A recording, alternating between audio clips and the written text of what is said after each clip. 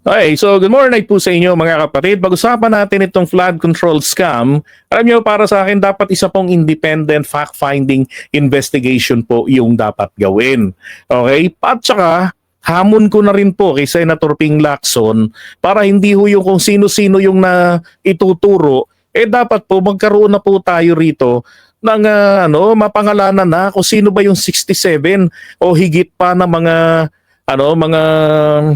congressman, mga contractors diyan sa House of Representatives at kung 'di ba ano yung mga proyektong nagawa nila at saka ano na yung naging status regardless po kahit sino pa 'yan.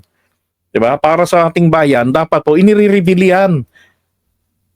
'Di ba? Anong dahilan bakit ino-hold pa ni Senator Ping Lacson? At eto naman po si Benji Magalong, si Mayor ng Baguio, 2023 pa sa speech ni PBBM sa SONA, hinahanap din po niya yung tungkol diyan sa korupsyon. 'Di ba? At ngayon nagkaroon na ng kalinawan dahil nilinaw na inamin na ng pangulo natin na ang nangyayari po sa flood control na pinagmalaki niya noong 2024 ay kung hindi daw po mahina, yung madaling magiba, naku po, guni-guni. Hayop na flood control, Kaya ng buhay yan, flood control, guni-guni. Pero yung tubig, baha, makatotohanan. Oh. Kaya sabi rito ni Magalong, the anatomy of corruption is 40% kickback ng mga politicians, and 15% sa contractor. So yun na lang po yung tinutubo ng contractor na nagpapakahirap dun sa proyekto. 10% sa implementing agency. So yan po ay mapupunta doon sa Cabinet Secretary, DPWH. At saka sa kanyang mga alipores. 30% actual project, patay. 5% others. Nandyan po papasok sina congressman, si congressman pala yung politician doon na 40%. Yan ang ginagamit nila pambawi sa ginastos nung nakaraang halalan. Yan yung ginagamit nila pamudmod na ayuda nung wala pang mga akap-akap. 'Di ba? Ginamumudmod ng mga pamasko, ng mga kongresista. Yan yung mga kapag may kinasal, babigay ng ayuda, konting regalo, may namatayan. Dapat kasi sambayan ng Pilipino, hindi po kayo humihingi ng ganyan sa mga mambabatas. 'Di ba? At DSWD, kayo dapat ang gumagawa niyan. Yan nangyayari kahit kayang gawin ng DSWD, ipauubaya rin ipauubaya rin diyan sa mga kongresista. Kaya tuloy napasok sa isipan ng mga kababayan natin, mas gusto ko si ganitong kongresista kasi palaging may disgrasya, laging may grasya. 'Di ba? Yun ang nananalo. Kaya po, kahit corrupt, okay sa kanila. Bakit? Kapag Pasko't Bagong Taon, sagot na ni congressman yung kanilang spaghetti. Yung kanilang panghanda sa birthday. May pa-cake. Pero yung mga yan po, nanggagaling dyan sa mga project nila. 'Di ba? Sa 5%, nandyan na si Kopitan, nandyan yung mga kagawad ng barangay. So pag hindi po nagkasya, dahil hindi pwedeng yung 30% po substandard na lang ng tuloy-tuloy yan . Ang nangyayari dyan, na kung matino yung kontraktor, kung ano yung pera, gagamitin nila. Tapos mabibitin ngayon yung proyekto. So ang tawag po dyan ay Phase 1. Okay? So again, I'm challenging everyone. Tignan nyo yung mga lugar nyo kung may yung mga natapos at yung mga hindi natapos. Tignan nyo yan. Tanungin nyo yung kongresista, sasabihin sa inyo, Phase 1 yan. Susunod budget, pag binigyan tayo ng budget, itutuloy yan, Phase 2. Pero sa unang budget pa lang, buo na yung pondo niyan. Nakana na.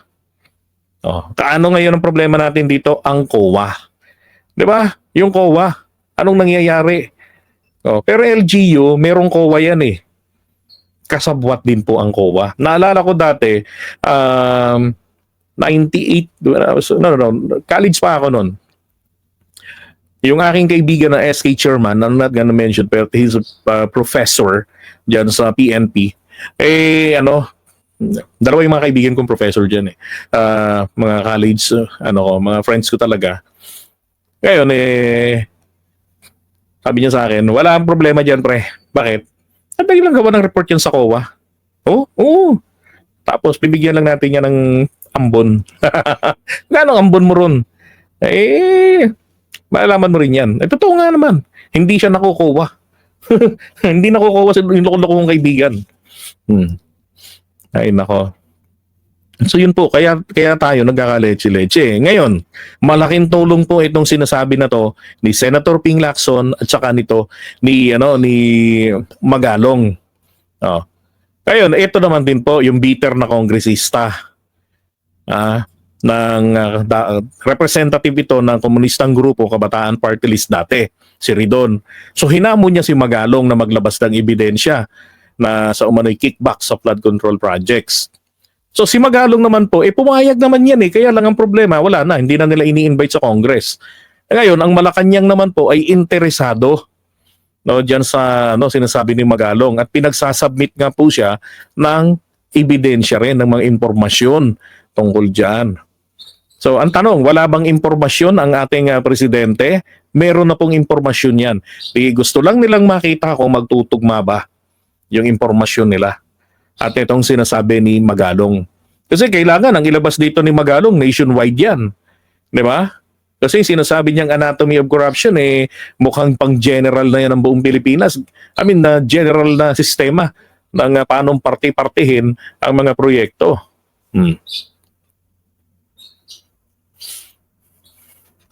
Yung mga pondo dyan. Sabi, highly syndicated, sabi niya. As willing daw po siya na pangunahan o pamunuan itong pag-iimbestiga diyan sa flood control. Para sa akin, why not, 'di ba? Pagbigyan, bakit hindi? Yung kanyang mga ebidensya, total meron na siyang idea, 'di ba? Pagbigyan na, hindi po kasi sapat para sa akin na maglabas ang pangulo ng mahiya naman kayo. Kung hindi naman po natin malaman specifically sino-sino po itong mga walang hiya, tama po ba? 'Di ba? Mahalaga rin na na magkaroon ng makatotohanan na investigasyon. Now, nagkaroon na rin po ng matinding karanasan itong si Magalong. Actually, presidente pa ng Pilipinas ang nakalaban niya diyan sa investigation niya noon. Naalala niyo itong Oplan Exodus, yung tungkol doon sa Mama Sapano, yung Fallen 44 na SAF natin. Yan. Siya ho yung nag-investigate niyan.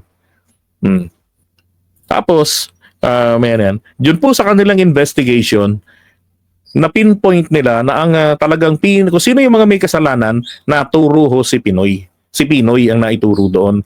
Na siya yung nag-bypass ng standard system ng PNP para sa pag-handle ng PNP ng AFP para sa pag-handle ng mga ganyang klaseng mga event. Dahil nga presidente, commander-in-chief, lumepal si Pinoy. Ngayon, nagalit naman si Pinoy noon at binakbakan siya ng mga secretaries kasi unfair daw, hindi niya in-interview.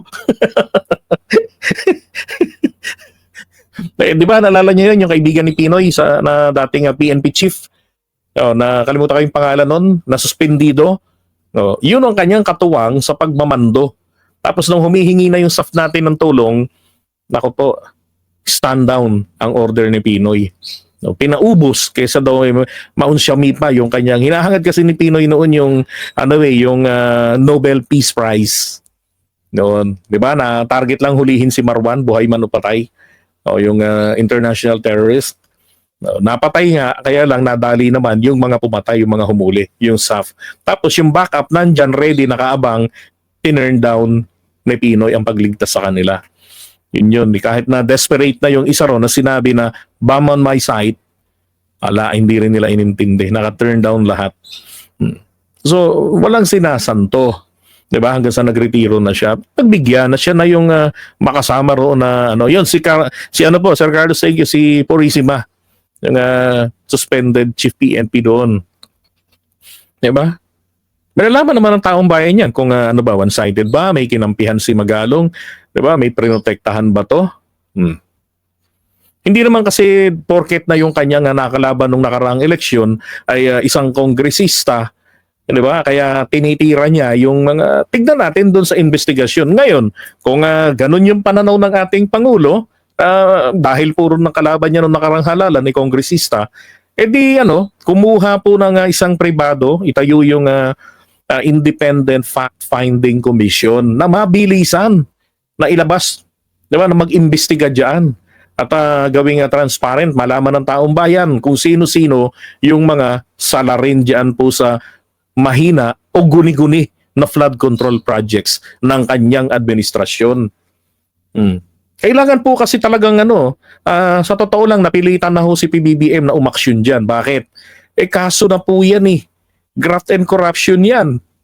No, kapag ita-translate natin yan sa impeachable offense, yan po ay nagpo-fall doon sa sa betrayal of public trust, lalo na yung sinasabi ng Korte Suprema na isa na lang ang pwedeng impeachable offense, ang pwedeng isampa sa sa executive department, sa presidente at sa BC. O betrayal of public trust. Since very broad yan, wala yang specific na definition. Diba? So, ang graft charges po kasi, yung graft na yan, hindi po nangangahulog ang kinuha ang pera, ninakaw eh. Ang nakalagay po, kung babasahin nyo yan, nandun po yung pagpapabaya. At doon ay nakasama ito sa bayan. Kaya napilitan na si PBBM, sa totoo lang, in my analysis, I may be stupid, at kinailangan niya nang i-address ito. Kasi pagkatapos ng SONA niya ng 2024, na fact check siya ng kalikasan, bago siya mag-SONA, pinaalalahanan siya ng langit. 'Di ba? Nagkakabagyuhan. Nung sinabi na ni PBBM ang katotohanan, mahiya naman kayo, yung mga project na tinayo ninyo, na inaasahan niya at ipinagmalaki niya, mahina nung in-inspection ng kalikasan, mahina na tumba, lalo yung sa Nabotas, firewall yung ginamit na pangharang dun sa flood. Nagiba tuloy, kawawa yung mga residente. Diba? Yung mga ari-arian nilang napinsala ay dapat pong i-compensate ng LGU ng Nabotas. Diba? Yung sabing may ginagawa, gagawin, nilalagay, hindi rin ginawa. Diba? Kaya sinabi niya na, yung iba dyan ay guni-guni lang. Kung ikaw ay kaalyado ko, ganyan ang ginagawa mo, ayoko ng kaalyado ka. Tama yun. Diba? At ito ngayon, gusto nga ng ating Pangulo na maging anti-corruption buster, di ba? Maging corruption buster, pagbigyan natin ng pagkakataon ng Pangulo. Ito lang din naman ang natin, magkaroon ng isang independyente. Hindi po politiko. No? Hindi politiko. Hingin yung tulong ni Magalong. Hingihan ng impormasyon. Si Senator Ping Lacson, naiirita na ako. Bakit ang tagal-tagal mong pangalanan ng mga yan? Di ba, natatakot ka bang mademanda? Di gawin mo sa isang privilege speech, sapagkat yung privilege speech, protected po yan. May immunity yan. Kahit na anong sabihin niya dyan, gawin niya dyan, kahit magtututuwad siya, ethics lang nangyayari sa kanya. Pero hindi siya makakasuhan. Di ba? Hindi siya malalibel doon. Pangalanan niya na kung sino-sino yung sinasabi niyang 67 na mga contractors para makita na rin, nagnakaw ba to sa pondo, 'di ba? Winan 2-3 ba nila ang kanilang mga constituents? Kasi sa Pampanga maliwanag si Dong Gonzales. Dikit ng dikit kay speaker 'yon, pero kita niyo yung pinagagagawa, 'di ba? Yan ang sinasabi sa atin noon ni Martin Araneta. Maging bantay gobyerno kayong mga vloggers, hindi mga maging ass teaser, hindi kayang magsalita, 'di ba, na pumontra po muna sa mga taong bahagi ng gobyerno. Yung mga ganon, yun yung mga maliwanag pong bayad. Okay? May bayarang nangyayari diyan. May PR team Diyos ko po. Maliwanag yang meron, Diyos ko. May tagapagpabango. Kaya ang Pangulo natin, ayaw niya ng pinapabanguhan ang tanong, sino yung nagpapabango dyan? Yung mga yung mga mauungkat ang ginagawa. Okay? Kunwari, magaling na protektahan ang imahe ng ating gobyerno kasi at the same time, napoprotektahan din po sila na maungkat. Gets? Kita nyo naman yung Bulacan. Di ba? Sinasabi ro na sa insertion ni Cheese, ang Bulacan ang may pinakamalaking nakana. Tapos ang daming mga budget allocation, sabi ng gobernador. Wala naman kaming naramdaman Sino po kaya ang nakaramdam ng bilyones na yan? Hindi ho ba? Kawawa naman yung mga taga Bulacan. Meron akong nakita yung Yung nga lang sa lugar ni na Mami Ping, yung mansyon ng biyanan niya doon sa Kalumpit. Ako po. Wala na akong kalsada. Yung kalsada po doon, alaala na lang ng lumipas. Mula nung bumaha, wala na, hindi na ho, ilang taon nang nakalubog. So, buti yung mansyon nakatayo pa. Pero yung isa sa Ubando ata yun, no, Gonoy, wala na yung ancestral house nila. Kasi lang mag-ama, nakatayo, yung anak, hanggang liig niya yung tubig. O, yung tatay, hanggang kilikili niya yung tubig. O, ganun na nilubog yung lugar nila. Di ba? Hindi na rin naasikaso ng pamahalaan na maitaas yung harangan, gano'n, kung anong dapat gawin. O na merong bundok na dapat ng kalbuhin at kunin yung ipanapal doon, di ba? Mag-dredging doon sa tanggalin yung mga burak sa ilog, sa dagat at para lumalim. Tapos kunin yung yung mga burak itabon doon sa sa natatabunan na ng tubig. Wala eh. Sa Masantol, Pampanga, ganun din daw. Hindi na naalis. Ano yan? Bulacan. Villanueva, Bulacan. Oo nga, no? Ay, nako. Kailangan magsalita talaga yan. At saka ako, ayoko na ang House of Representatives ang nag-iimbestiga. Ayoko rin na ang Senado ang nag-iimbestiga. Bakit? Sila yung sinabihan ng Pangulo eh. Mahiya naman kayo. Ano yun? Iimbestigahan nyo sarili nyo? Tapos tututukan nila yung mga contractors. Tapos ito yung mga isa-cite in contempt nila. Yung mga contractors na hirap magsalita dahil pinoprotektahan yung congressman. Baka yung congressman na magsasite in contempt sa kanila, yun na pala yung kanilang kausap eh. May-ari ng proyekto eh. Di ba? Pangit. So for delikadesa, tigilan na yan ng House of Representatives at ng Senado, mag-focus sila sa ibang mga importanteng legislative matters kaysa dyan sa pagpapabida at pagtatakpan lang ang mga sarili. Yan na ang maliwanag doon. Walang honest dyan. Sila na yung sinabihan ng ating Pangulo eh. O hindi na po sila dapat mataranta sa pag-iimbestiga. Hayaan nilang maimbestigahan sila. And then for the President, I am appealing, total nanonood naman ng Malacanang sa atin, sa mga vloggers, ay magkaroon ng Independent Fact-Finding Commission. Parang nung pagkamatay ni Ninoy Aquino, na kaibigan ni Apo Lakay, binintang sa kanya, dinagtayo siya ng Agrava Commission. Diba, Sir Carlos? Naglagay siya noon. O, ganun. Ay, excuse me. So ngayon, puntahan naman po natin itong Sumbong sa Pangulo. Itong website na to. Teka.